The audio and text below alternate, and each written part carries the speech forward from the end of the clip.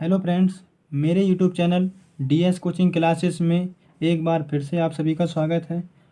हम पिछली वीडियो में प्रश्नावली 1.1 को पूरा पढ़ चुके हैं। आज हम प्रश्नावली 1.2 को पढ़ेंगे, जिसमें पहला प्रश्न है, नीचे दिए गए कथन सत्य हैं या असत्य, कारण के साथ अपने उत्तर दीजिए। इसमें पहला है, प्रत्येक अपरिमेय संख्या एक वास्तविक संख्या होती है। हम पहली वीडियो में पार्ट 1 में हम वास्तविक संख्या के बारे में पढ़ चुके हैं।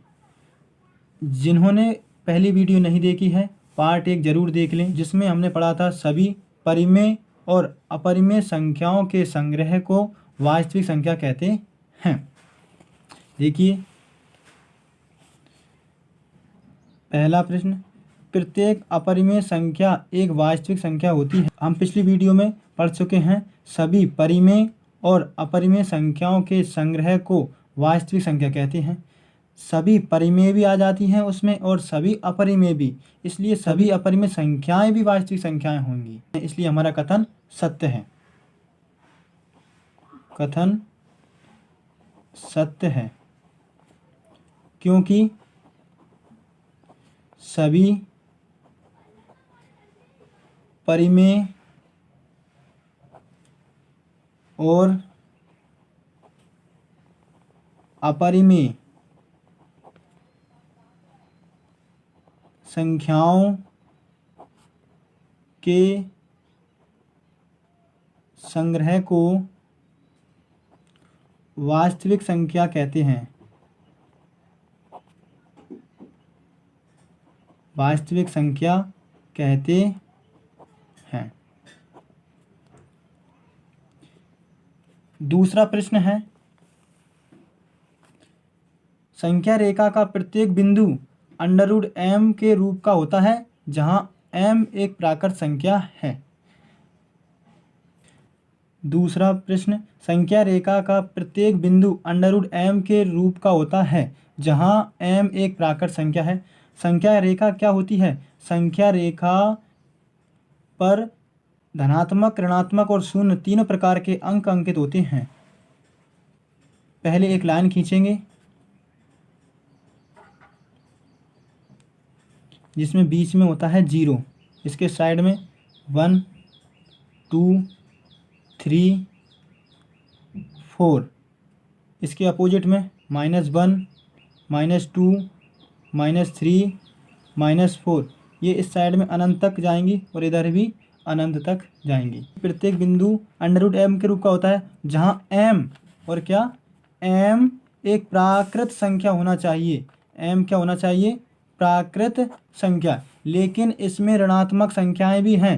ऋणात्मक संख्याओं का यदि वर्गमूल निकालेंगे एक प्राकृत संख्या नहीं होती है, क्योंकि प्राकृत संख्याएं 1 से शुरू होती हैं, 1 2 3 4 5 और अनंत तक जाती हैं। ये धनात्मक होती हैं प्राकृत संख्याएं, लेकिन ऋणात्मक संख्या का वर्गमूल एक प्राकृत संख्या नहीं हो सकती, इसलिए कथन हमारा असत्य है। कथन कैसा है? असत्य है। कथन असत्य है क्योंकि ऋणात्मक संख्या का वर्गमूल एक प्राकृत संख्या नहीं हो सकता। एक प्राकृत संख्या नहीं हो सकता। इसका आंसर ये हो जाएगा। अब तीसरा प्रश्न है, प्रत्येक वास्तविक संख्या एक अपरिमेय संख्या होती है। तीसरा प्रश्न है, प्रत्येक वास्तविक संख्या एक अपरिमेय संख्या होती है। वास्तविक यानी प्रत्येक वास्तविक संख्या में परिमेय और अपरिमेय सभी संख्याएं आती हैं। जैसे परिमेय कौन सी होंगी? 1/2, 2/3 और अपरिमेय √2, √3, √5, ये सभी संख्याएं ये परिमेय संख्याएं हैं और ये अपरिमेय संख्याएं हैं। इन दोनों को मिलाने पर ही वास्तविक संख्याएं बनती हैं। लेकिन प्रश्न क्या बोल रहा है? प्रत्येक वास्तविक संख्या अपरिमेय संख्या होती है। प्रत्येक वास्तविक संख्या नहीं होती अपरिमेय संख्या, क्योंकि इसमें परिमेय संख्याएं भी आती हैं, परिमेय संख्याएं आती हैं, इसलिए प्रत्येक वास्तविक संख्या अपरिमेय संख्या नहीं हो सकती। कथन असत्य है। कथन असत्य है, क्योंकि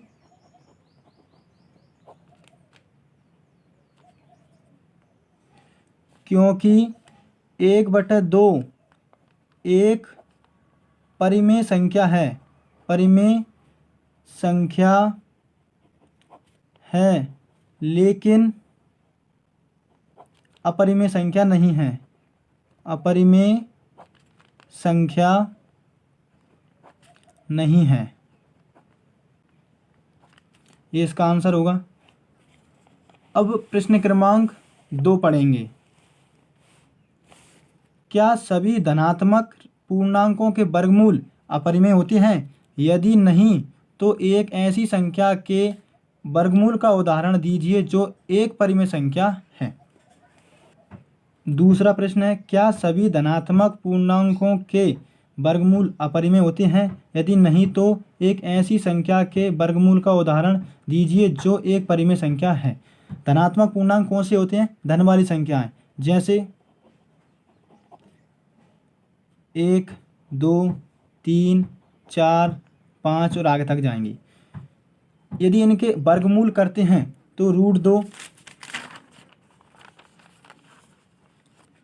जिसमें 1 का वर्गमूल 1 होगा, √2 तो एक अपरिमेय संख्या है, √3 भी एक अपरिमेय संख्या है, √4 का वर्गमूल 2 हो जाएगा, क्योंकि √4 को हम करने में लिख सकते हैं 2 × 2, कोई सी घात नहीं है तो घात 2 मानी जाती है, और 2 एक सी दो संख्याओं का जोड़ा बन चुका है, तो 1, 2 बाहर निकल आएंगे। 2 के बटे में हम 1 मान सकते हैं, और ये वाली संख्या p/q के रूप में आ चुकी है, तो ये एक परिमेय संख्या है।